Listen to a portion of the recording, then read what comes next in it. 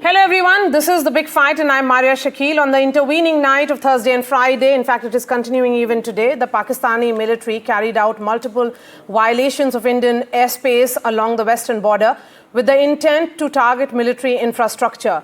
Drone intrusions were attempted at 36 locations from Leh to Sar Creek in Gujarat with 300 to 400 drones, many of which were brought down by the Indian Armed Forces.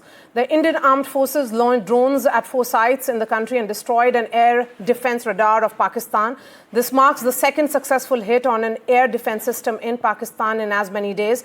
India continues to maintain that defense forces would respond to Pakistan's misadventures, but the actions taken by New Delhi will be responsible and has been sufficient. Meanwhile, a data collection unit has also been put in place to record every visual of Indian strikes on Pakistani terror hubs. India is documenting evidence of its strikes on terror infrastructure in Pakistan as part of Operation Sindoor, as well as attempts by Islamabad to push terrorists into India like it did on Thursday night, so that Pakistan has no way to obfuscate and hide behind propaganda. India has maintained that Pakistan is the original aggressor, and the current round of hostilities began with the Pahalgam terror attack on 22nd of April. Ceasefire violations and firing along the line of control has started again. On the diplomatic front, just hours ago, Saudi Minister Adil Al-Jubair arrived in Islamabad to meet Shehbaz Sharif. Remember, Jubair arrived in New Delhi unannounced yesterday and met Dr. S. Jaishankar against the backdrop of this heightened tension between the two nations. Where do we go from here, with India having drawn the red line with Operation Sindoor and Prime Minister Modi firmly putting up an unapologetically assertive security doctrine for India? Joining us now is Lieutenant General Gen Hasnain, former GOC of 15 Corps. Lisa Curtis is the Director of Indo-Pacific Security at the Center for New American Security. We have Ashok Malik, Partner and Chair at the Asia Group. Vice Marshal Manmohan Bahadur is joining us, and Nikunj Garg is Senior Managing Editor of NDTV. But first up, let's listen in to that press conference which was chaired by the Foreign Secretary earlier today. Pakistan did not close its civil airspace despite it launching a failed unprovoked drone and missile attack on 7th May at 8:30 hours in the evening. Pakistan is using civil airliners as a shield, knowing fully well that its attack on India would elicit a swift air defense response. This is not safe for the unsuspecting civil airliners, including the international flights which were flying near IB between India and Pakistan. During a high air defense alert situation in the Punjab sector, as you have seen, the airspace on the Indian side is absolutely devoid of civil air traffic due to our declared closure. However, there are civil airlines flying the air route between Karachi and Lahore. Indian Air Force demonstrated considerable restraint in its response, thus ensuring safety of international civil carriers. With an intent to target military infrastructure, Pakistan military also resorted to firing of heavy caliber weapons along the line of control. Along the international border and line of control, drone intrusions were attempted from Leh to Sar Creek at 36 locations with approximately 300 to 400 drones. Indian Armed Forces brought down a number of these drones using kinetic and non-kinetic means. The possible purpose of these large-scale aerial intrusions were to test the AD systems and gather intelligence. Forensic examination of the drone debris is being undertaken. Preliminary reports suggest them to be of Aziz Guard Songa drone of Turkey. The Gurdwara in Poonch in particular was attacked by Pakistan, and some local members of the Sikh community, including a Ragi of the Gurdwara, lost their lives in this incident. Pakistani claims that they did not target or attack any religious place. Instead of owning up to these attacks, Pakistan made the preposterous and outrageous claim that it was the Indian Armed Forces and the Indian Air Force that was targeting cities like Amritsar and trying to put the blame on Pakistan. All right, let's get Nikunj first on this broadcast. Nikunj, there was a lull during the day, but it appears that Pakistanis are back at doing what they did last night. How should that be read?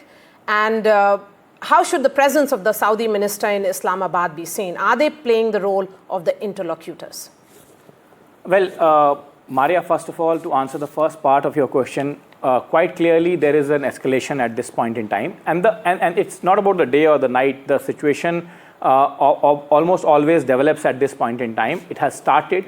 We have to see what is the intensity of this fire that is coming in. If it is a reduced intensity compared to yesterday, then quite clearly we are moving in the direction that many would want it to move towards the de-escalation and disengagement. However, if the intensity increases, then quite clearly all the attempts of negotiations, including the perceived or attempted attempts by the Saudis to find a middle ground here in the entire situation appears to be thwarted by the Pakistani leadership and appears to be not reaching anywhere, at least at this point in time. However, as I said, this is an evolving situation and one will have to wait and watch for the situation to completely come to a conclusion or fruition.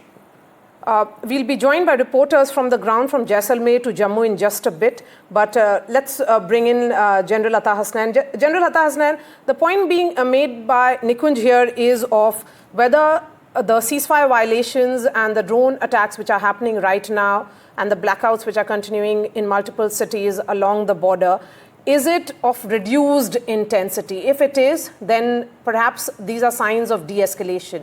How do you see it? First of all, I entirely agree with him. I'm amazed at his excellent assessment. I mean, this is a military assessment which has just been made, and I compliment you for that, because this is the way actually you read it. And I'm not aware of any further violations anywhere. No, there has been no toss bombing around. Marshal Manmohan Bahadur will tell you something more on that. There have been no other projectiles which so far have been reported, but there's except for these drones which have come in. Obviously, this is not a higher level of escalation. This seems to be a different kind of a tactical change in the overall situation.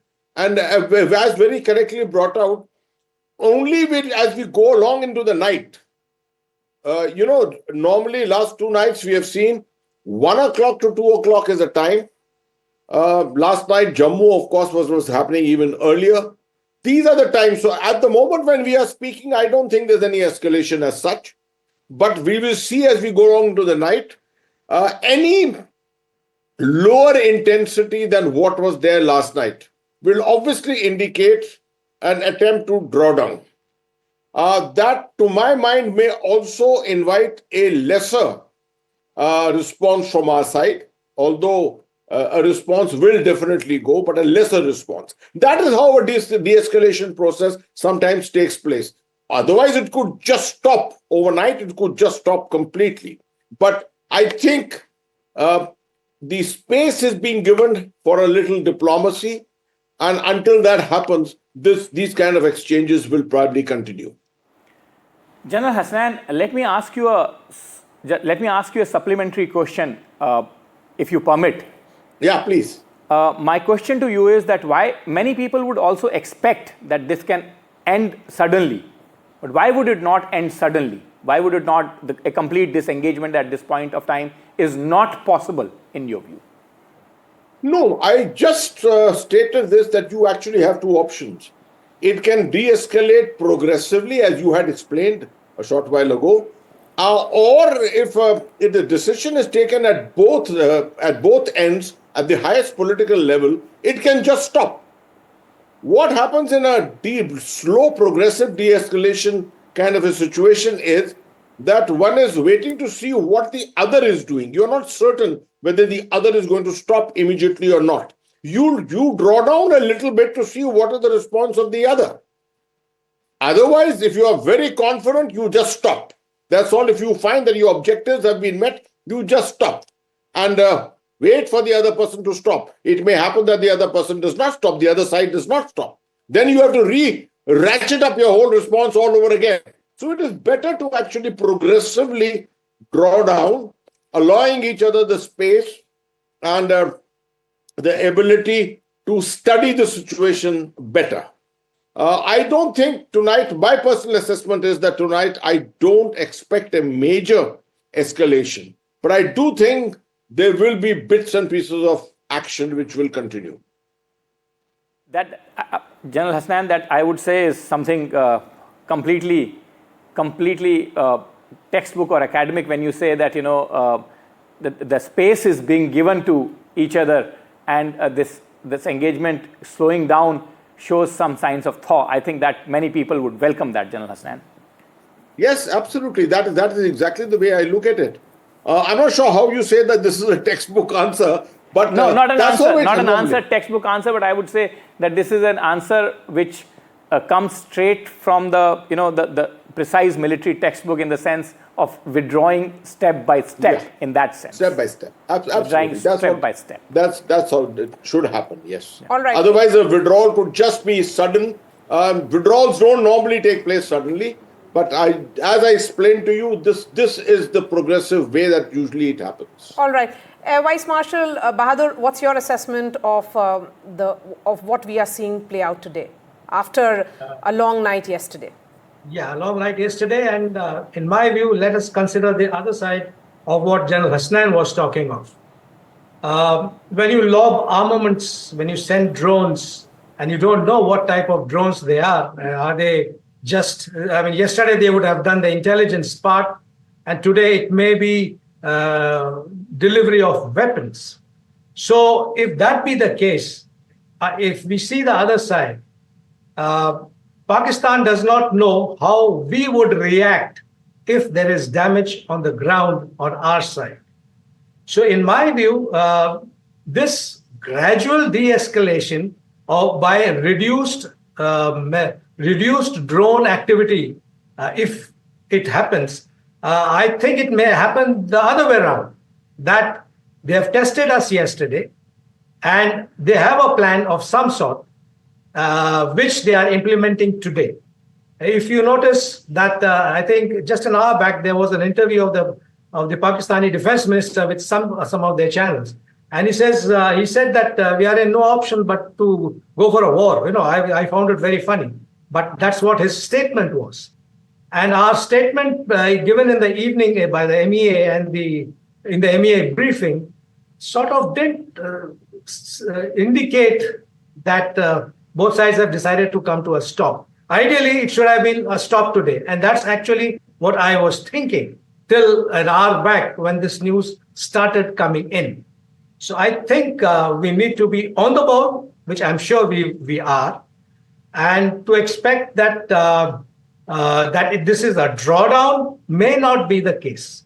It may actually be some other way that may happen. So that's what I feel. Vice Marshal Manmohan thinks that possibly this would be a premature conclusion of a drawdown. However, in the interim, let me try and go to one of our reporters who is very valiantly at this point in time reporting from frontier area of Firozpur. Gurpreet Chinna is there. And Gurpreet, can you bring us up to speed with the latest that you are seeing on the ground? What are you seeing all around you? And what is the latest situation? Well, we are reporting from this Firozpur border, and we have seen at about 8 p.m. There was some information which has been given to the local administration. Multiple drone movement had been seen. Since 8 p.m. we have seen the whole city had been blacked out so that multiple precautions should be taken. We have seen the police is conducting patrolling and guiding the people, and multiple time we have seen siren had been used here so that they will be able to aware the people that there should not be movement at all. They should stay safe at their residence. And a few minutes back, we have seen from our top, we have seen that multiple drones movement here. So as of now, what we can understand, mock drills had been conducted multiple times here in this border area so that a proper precaution should be taken. But today we have seen in Firozpur border, it seems that that is the prime target. We have multiple military stations here, multiple camps here. So somewhere down the Lane, we have seen the local administration is totally in touch with the people so that there should not be panic at all. And we know we have a very accurate integrated defense system. The way we have seen so many drones attack, which has already been neutralized yesterday. Also, the same thing we have seen here. The people are they are still feel that this the border area. We are ready to grapple and combat with any situation. So as of now, we have seen in the whole city that there is total blackout, and not only in Firozpur, what we have learned from Amritsar also, what we have learned from Pathankot also, what we have learned from Hoshiarpur also, multi-level precaution had been taken by the local administration. And we have seen even yesterday and today also very professional coordination between the civil administration and the defense forces. Also multiple precautions are being taken. A few minutes back we have seen some people are on the roads, and patrolling team, the police patrolling team, they are guiding them not to use headlights at this point of time, and multiple time siren had been given in Firozpur. So we have to wait and watch what will be the outcome. But somewhere down the lane we have seen Gurpreet, as a reporter who witnessed what happened yesterday all the people to today, can you make an assessment of the difference between the 2 days? 2 nights, I would be specific about, in terms of explosions, drone sounds. Are you seeing some kind of reduction, or is it the same? Well, what we have seen at about 8 p.m. when initially we got information, there were only 2-3 drones moment, what we have learned from our sources also. But now at 8:30 and after 8:30, we have seen multiple drone movement had been seen. Now somewhere down the lane, it seems, because yesterday we have seen they were trying to target our military area in Bathinda. We have seen the multiple attacks had been conducted there from Pakistan, but they were being neutralized because we have a very strong and very integrated defense system there also to cover all these things which are being thrown from across the border. But today we have seen huge movement here in Firozpur, because if we can compare with yesterday there was not much movement here. But what we have learned that there was some movement at the border, but because we are just standing a few kilometers away from border, because there is nobody is allowed to go towards the border because of the sensitive area, and we have seen multiple restrictions have been imposed by the local administration also, so that a proper precaution should be taken. But if we can, in a nutshell, if we can talk about Firozpur area, we have seen today there is a more movement which has been observed at various locations of Firozpur, and immediately we have seen multiple sirens were being used by the local authorities, so that the people should be aware. Thank you, Gurpreet, for that Thank you, Gurpreet, for that quick assessment. Now let's try and go back to our guests who have been waiting patiently. Ms. Curtis, let me ask you this question, which is on the topmost of every mind possibly today.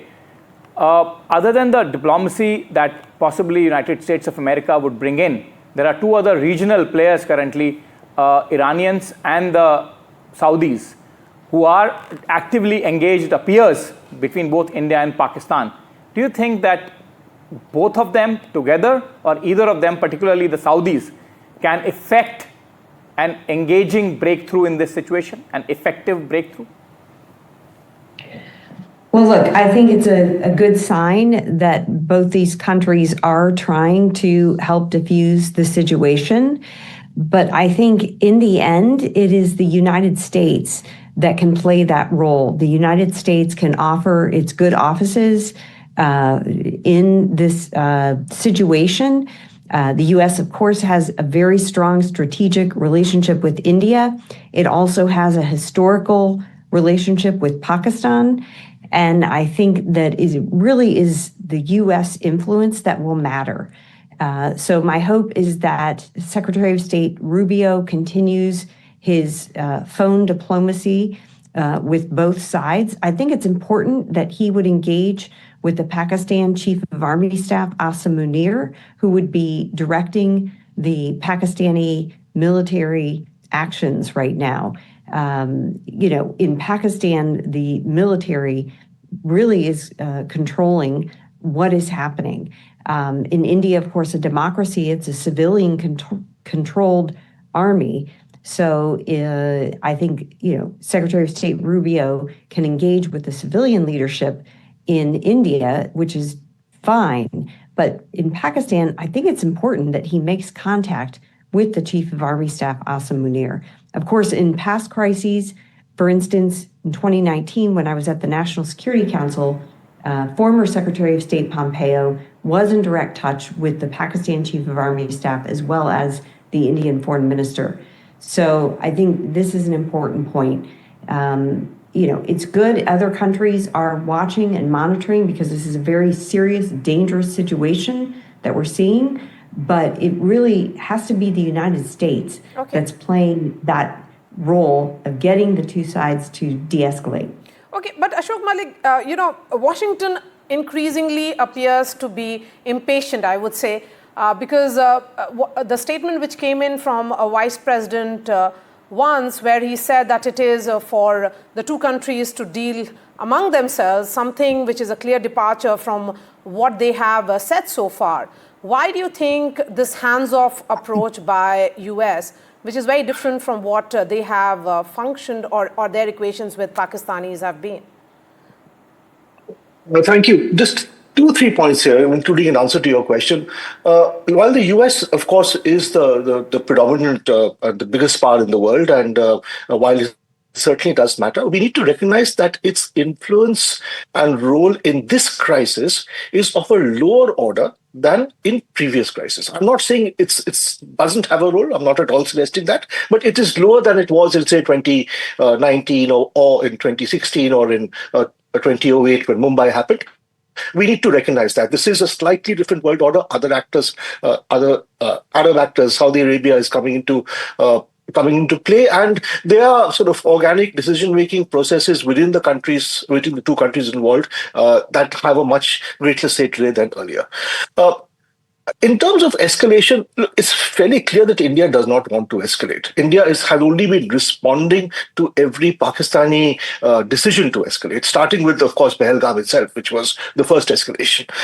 India, to my mind, has achieved its goals already. The goal number one, the military goal, was telling Pakistan that we can strike not just within a few kilometers in Pakistan-occupied Kashmir, but into the heartland of Punjab. You thought we couldn't strike Mudrike and Bahawalpur. We've done that. Even your heartland is not invulnerable now. Whether 2 people have been killed in that strike or 200 is irrelevant. It's not the metric by which to judge the success of that operation, what happened on May 7th. Second, steps that India has taken of a non-military nature, especially the Indus Waters Treaty being put in abeyance. And I know the Indus Waters Treaty cannot be torn up in a day. Infrastructure cannot be built in a day. It's a longer-term process. But a certain process, a certain journey has begun. It's been put into motion. This will have a long-term impact on Pakistan. A hard message has been sent, and I don't think it's going to be reversed in a hurry. So there is serious economic coercion and economic pain coming from Pakistan. That is also an important message India has sent. In terms of will Pakistan escalate this evening as the night has just begun, or will it do so tomorrow? General Hasnain has offered his view. Air Marshal Bahadur has offered his view. We are still early into the night. We don't know.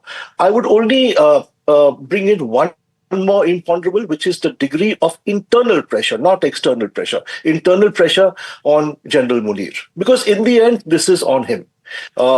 It began with the incendiary speech that he gave on Hindus and Muslims and the two-nation theory, and he spoke a lot of rubbish, which is not borne out by the way society lives in our part of the world, at least in India. It was followed up with Pahalgam. People already obviously linked the two. And in a sense, this is on him, and he will be facing pressure within his own system. So it is a decision for him to take, quite honestly. I think that is a very important factor as well. What are the pressures on General Munir? General Hasnain, again, coming back to you, this engagement of tonight, I mean, taking forward from where it is since yesterday, do you think that potentially, if this carries on, then the element of escalation that is always there somewhere, it continues and the situation remains a hair-trigger situation, or this is something that we can hope that ends without some graver or bigger escalation carried on with these kind of probing attacks, so to say? See, so far, what we have seen is what is classically in conflict terms called low intensity conflict. Low intensity conflict is not always subconventional. It is low levels of conflict. And this is exactly that. Not a soldier has crossed the line of control or the international border. It is only drones and a couple of missiles which have gone across on both sides, sending messages. And the messages are also being understood from the quantum which have gone, the locations which have been struck, the counter actions which have been taken. No, if things don't improve tonight, in the sense that progressively we don't see a de-escalation process beginning to start at this time, you may well find actions which are still, in abeyance at the moment, starting to take place. For example, ground movement. Who haven't even seen a single movement of the army yet.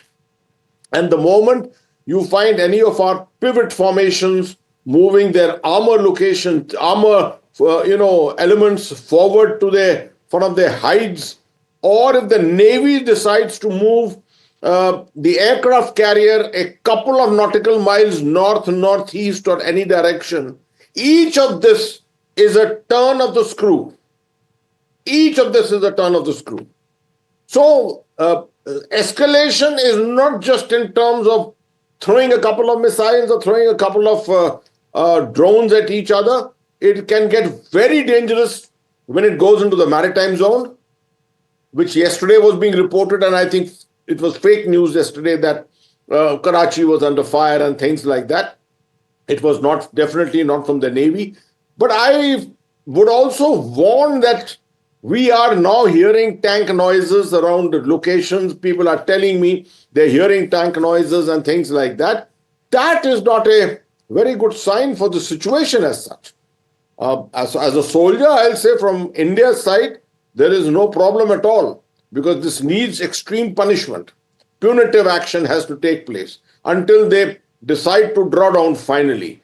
But having said that, also as a citizen of the country and a responsible one, I feel that the message has been delivered, just the manner in which Ashok Malik Saab just assessed. I think we have achieved our objectives completely and it's time for de-escalation, which I think, I repeat once again, will probably start tonight. Air Vice Marshal, what is your assessment? Time for prim and proper time for de-escalation, disengagement at this stage, or this kind of Pakistani ingress of drones or Pakistani ingress of missiles would need some other element in our responses, which General Hasnain has very eloquently explained what those maneuvers can be? It's also a battle of perceptions, a battle of public opinion that is being fought across the borders. Ideally, it should have been a stop today. We struck them, they struck us, they came, we struck, that's how it ended. To think and to see the same thing being repeated today, the ball now is in our court, which is, do we respond? But that's a big political decision that would have to be taken. Respond in kind or reduced manner, as General Hasnain says, and let it peter down. That is something that has to be watched very carefully. But once again, it's the public opinion because all over television now, the fact that the Pakistanis have sent drones again and they have reached down to Firozpur. Yesterday it was further down. Today is only up till Firozpur. But the fact remains that they have crossed the line. We do not know what action, what have they dropped, what's the damage, if any. Yesterday there was nothing.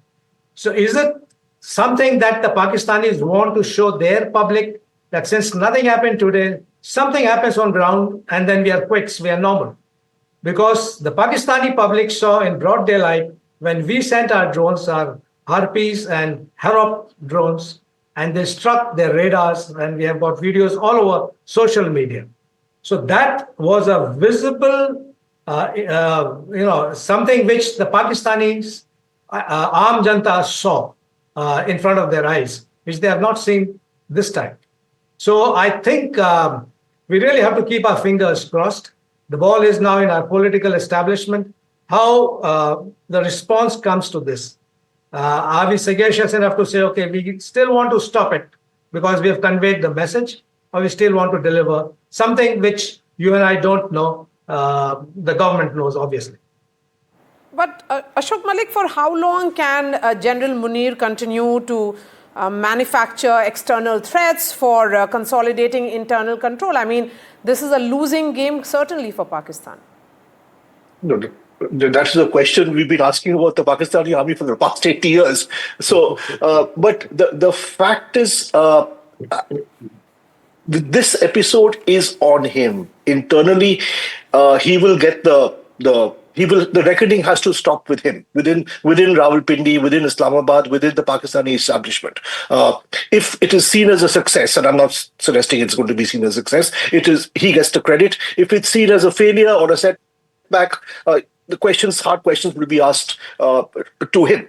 So, in a sense, all I'm trying to suggest is, while they are external actors who are trying to counsel Pakistan to tamp down, while there is the logic of not going into a larger conflict, which can only end with more bad news for Pakistan. Of course, it's going to be a very tough battle for all sides, but it can only end in one manner. While all of that is true, we do need to factor in the personal pressures or the professional pressures within the Pakistani army top brass on General Munir.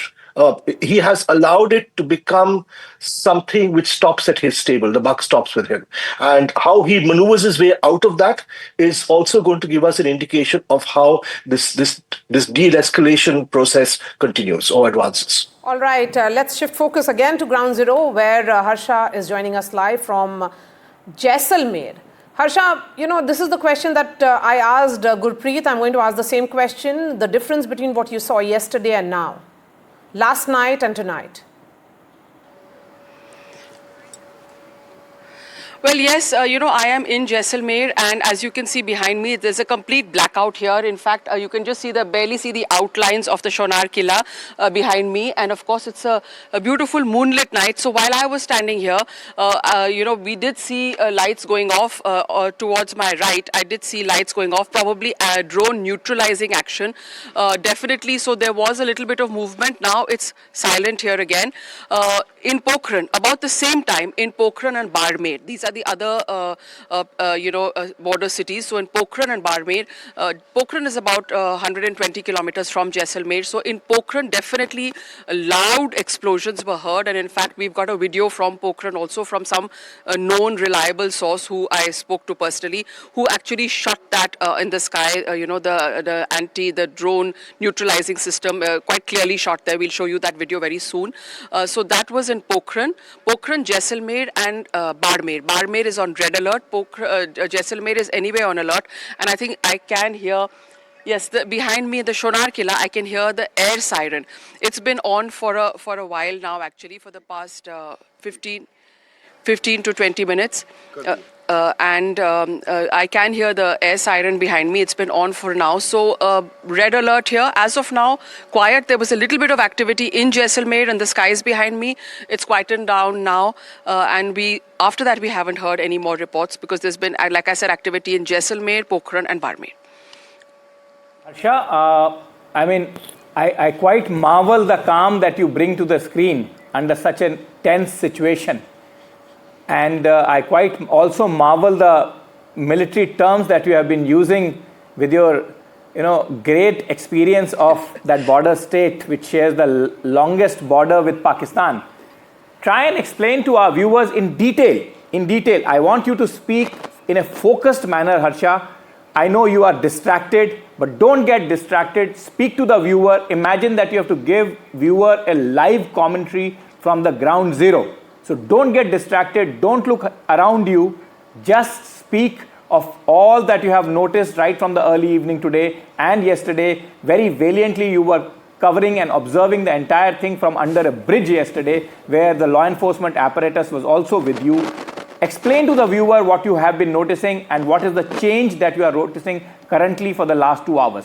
Explain in a manner that viewer must know that he or she is sitting there right next to you. Yeah, well, absolutely, Nikunj. As soon as we came in, of course, we went to the border areas. We went to those border villages, which were just about 11 to 17 kilometers away. There, the BSF had told those people very clearly, because very often with their shepherds and their goats, they go right up to the fencing. So they were told very clearly, don't venture that side, stay this side. But there was a sense of calm, definitely, in the border areas, in Jaisalmer also. We also went to other border villages where the police were patrolling and meeting village people. So there was a sense of, buoyancy and a sense that we are ready to face whatever will happen. But, interestingly, even after the multiple drone activity yesterday, which happened over Jaisalmer, which actually, to be honest, was quite a frightening experience, because we were, driving back from the border villages, and then this activity around 9 o'clock started happening over Jaisalmer. And then we had to stop. There was no other option. We had to stop. We were, in fact, thinking whether we should there's a flyover, the high road that goes. We were thinking whether we should take that road, and then decided it's safer to, sort of travel closer to ground rather than take, very state-of-the-art flyovers. So as soon as we took that road, we went under the bridge. There were army trucks there, and they advised us that stay here, don't venture out, because there is a lot of drone activity over Jaisalmer. In fact, it was non-stop yesterday. So we were told to stay there. We stayed there and reported live, then came into our hotel. Today also, we could see the remnants of that drone activity. We were at a spot where an explosive had fallen, and it was being neutralized. It has been successfully neutralized by the army, but it took them some time to do that. Now, again, in Jaisalmer at about 4:35 in the evening, the entire city was shut down well before time, because given yesterday's experience where they were not prepared, they shut down the entire city well before time. People packed up and went home. It was like a lockdown. Again, the mood was not, of course, I spoke to some women who said they do feel afraid, which is normal and human, but to demonstrate courage despite the fear, I think, is really an act of human bravery. And I found that in the people of Jaisalmer, very resilient, very sturdy, not jingoistic at all. And they all said that, we're going home, we're going to make sure that the blackout is successful, and then we're going to wait and see what happens. So as of now, the air raid siren is going on. It's uneasy. It's an uneasy calm. Definitely, not as much activity as yesterday, but more tension, and definitely an uneasy calm. And like I said, Pokhran, I just spoke to someone who heard those explosions. We've given that video, which I'm sure you'll be playing out very soon. So it's quite clear that Barmer, Pokhran and Jaisalmer, there has been some kind of activity from across the border, and the Indian Air Force is obviously defending whatever is coming from across the border. Right, Harsha, thank you so much for summing that up so well for our viewers. We are shifting focus now to Shinagar. That's where more of action is. And Shivarur is joining us live. Shiv, what is the latest coming in now from 2 hours ago to now? Maria and Nikunj, we've just had a near complete blackout here in Shinagar. We're still sitting outside, but we're going to be probably shifted in very, very soon like we were yesterday. There was an air raid siren that went off for about 5 minutes, about 20 minutes ago. It's all quiet here in Shinagar. We did see some movements earlier of official vehicles, but obviously we're not reporting any other movements of any kind here. But here in Shinagar, it's a blackout. It was a partial blackout when this broadcast began. It's now pretty much an extended blackout here. A short while earlier, we heard some distant, very dull explosions. They were very distant. They were obviously not anywhere near Shinagar, but we're wondering where that might actually have been from. Could have been some anti-drone measure somewhere, but we obviously will not be speculating about that. We've asked our contacts to get us some verified information. All of this obviously happening in the context of what our network of reporters is bringing in with visual information from Samba, Pathankot. There's information coming in from Amritsar, Rajouri, and Jammu as well. So I think we're going to be keeping our eyes open right now in Shinagar. Let me ask you a small question. Shiv, let me ask you a small question. Let me ask you. You are somebody who has been reporting on this story non-stop from the time this attack took place, the attack on Pahalgam, that is. And you have now spent a considerable amount of time in the upper reaches of LOC almost close to where this ground zero is. Tell us something. General Hasnain was saying on the broadcast that if we are withdrawing, a methodical, step-by-step withdrawal is a better process of disengagement than a sudden withdrawal. Do you see, what is your reporter's hunch and experience tells you, do you see that there is a process of withdrawal underway, or this is non-stop aggression of the same degree as we saw yesterday?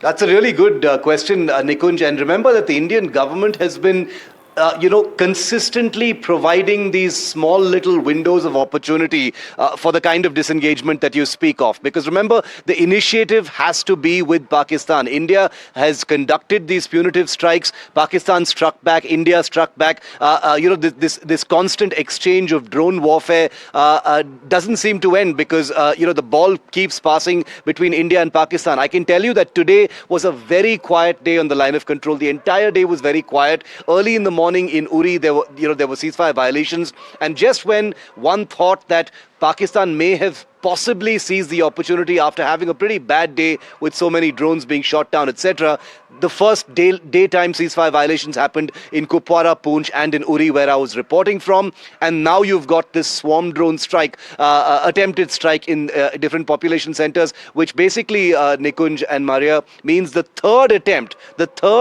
in just 48 hours by Pakistan to send drones in to attack population centers, not just military establishments. So the disengagement that you speak of, it seems like a mirage at this point of time.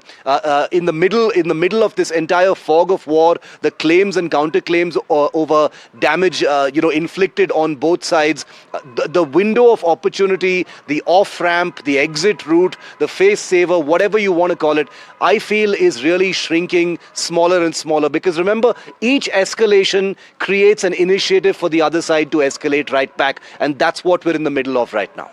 I think very well put. This is a hair trigger situation which can get out of hand very, very quickly, and with this kind of ingress, that possibility always remains, and in fact becomes more and more robust as a possibility. Shiv, thank you very much for now, and I would request our panelists to stay on with us. We will have to take a short break. Shiv, we will continue to bother you overnight as well. We'll just come back after a very quick break.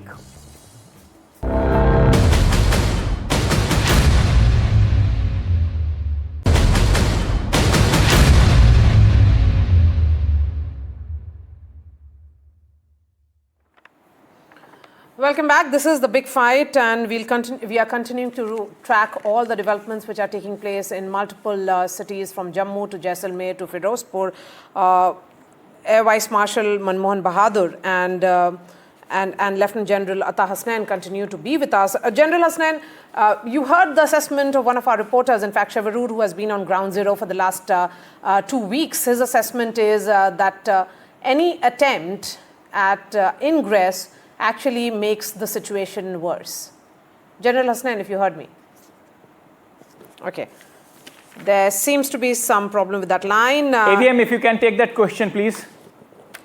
As I had said earlier, any action from one side, that side does not know how the other side would react.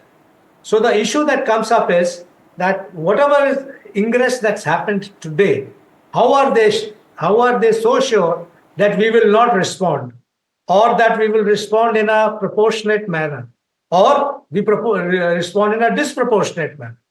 So the point is that this is a big risk, and that's why my assessment was that that this is not a good sign. But let's see how it happens, how it goes. But there is, like General Hasnain said, is that you turn the screw, you give indications to move up the escalation ladder in a way, so that the messages keep getting sent the other side, and then things even out. But let's hope for the best. Your reporters on the ground are doing a fine job, and their reporting is indicating that we have to be on the ball. Absolutely, for the next, I think, quite a few weeks, if I may say so. Till that time, an official confirmation comes that everything is fine.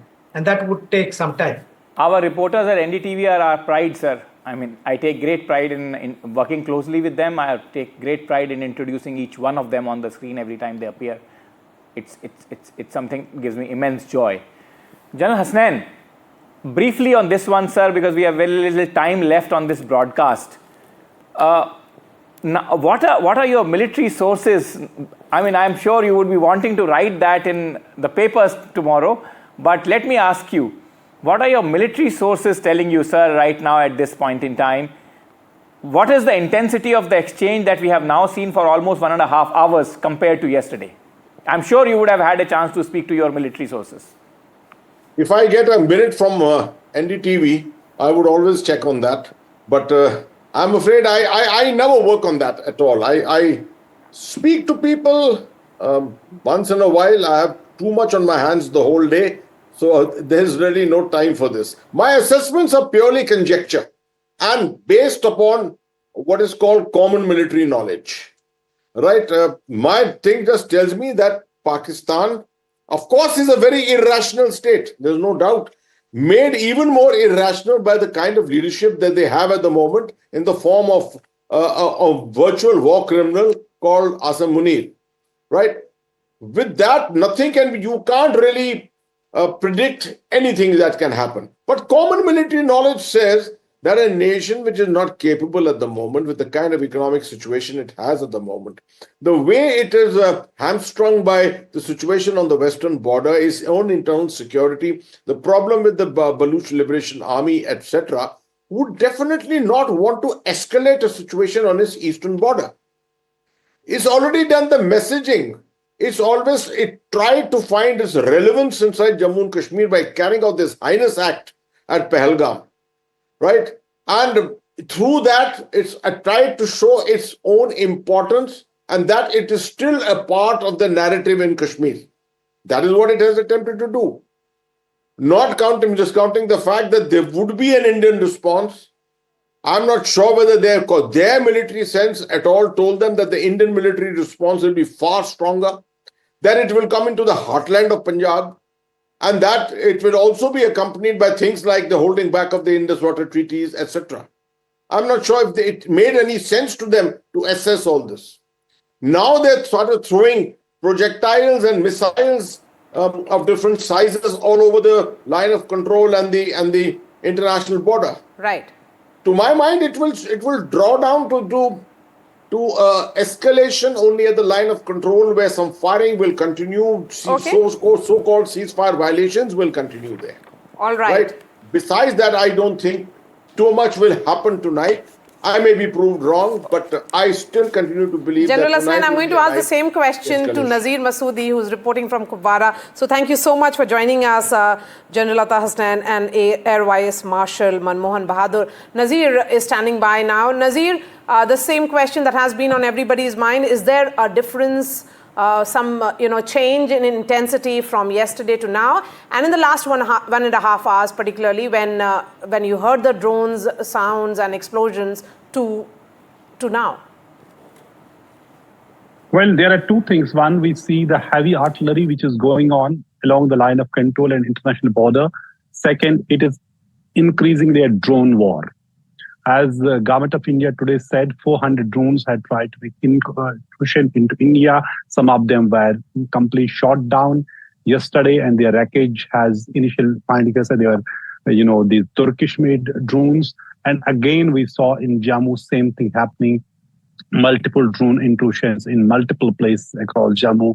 Though intensity was less than what it was yesterday, but multiple, loud explosions I heard in different parts of Jammu, and there was also firing. But hopefully things are calming now. But along the line of control here in Kupwara, I can tell you, it is heavy artillery shelling in Machil sector.